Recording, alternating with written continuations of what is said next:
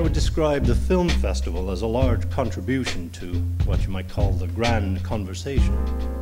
Not as dissenting voices against what we are told is the mainstream opinion, but as Roy and Jensen would have it, participants with equal voices, working to chart a new and better mainstream. We haven't simply brought these films together in one place to say, look how bad this situation is, or even to say, look how good these people are, but to stimulate the exchange of ideas and alternatives to situations that we're told have no alternatives. That is the best contribution we could make, I think, to show that there are options and alternatives, and that, to borrow a phrase, another and better world is possible.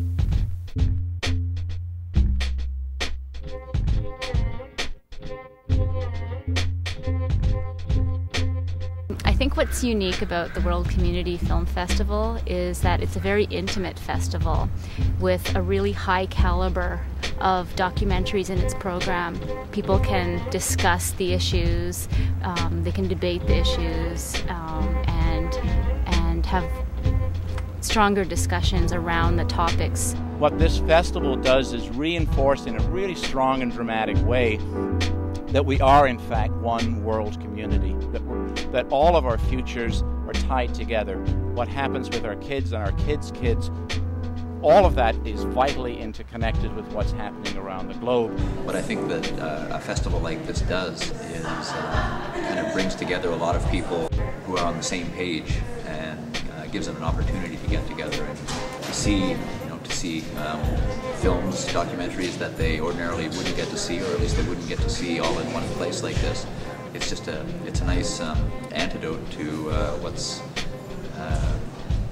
what we're bombarded with on television and in the Cineplex.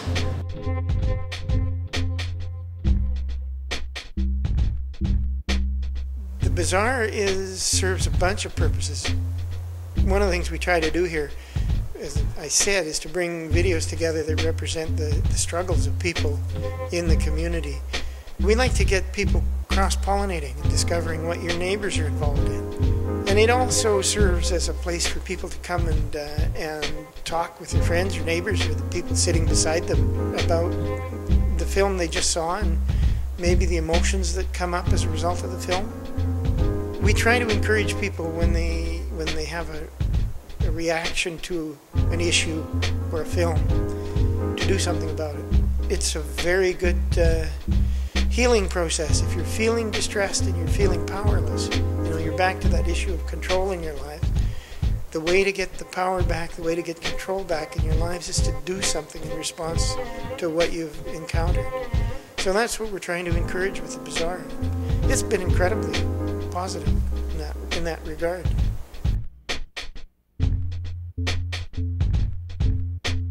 An event like the World Community Film Festival is incredibly important to independent filmmakers because it's a forum for people to discuss the issues, not just being able to watch the films as a group, but to engage in a dialogue with the filmmakers and with the other audience members as to the topics that are addressed in the films as independent filmmakers who often don't have very many ways to show their films if they're about political issues. This is a really important event. The quality of the films has remained consistently high, and I think has risen in recent years just because there's so many brilliant young filmmakers out there making a lot of these films. So we're getting a tremendous perspective on the globe. Filmmaking itself, of course, has evolved a lot over 12 years, and the accessibility of equipment and all like that. So I think what we're getting is this wonderful flood of information, of images, of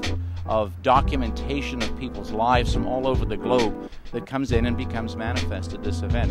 It's just fabulous. We always ask ourselves, are we just talking to ourselves here? Does this matter to people? And it's nice to hear some stories come back. We think it's had a huge impact in the community in terms of just the building a network of social solidarity amongst the people that are engaged in issues of development and justice.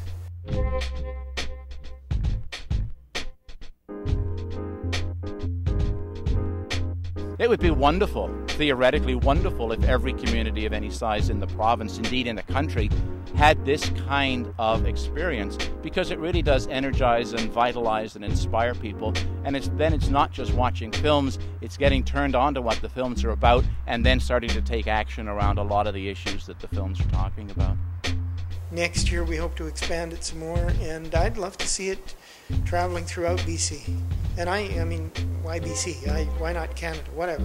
By taking it around, you create a network of small communities, and when you add them all up, it's not such a small community anymore. When all that we work for seems so far away, when those that we count on have nothing to say, when good friends are troubled with no place to turn, we look to the dreamers to teach and to learn, and we honor the dreamers. We honor the dreamers. We honor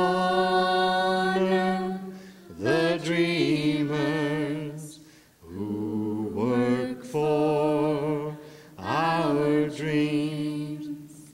And we honor the dreamers.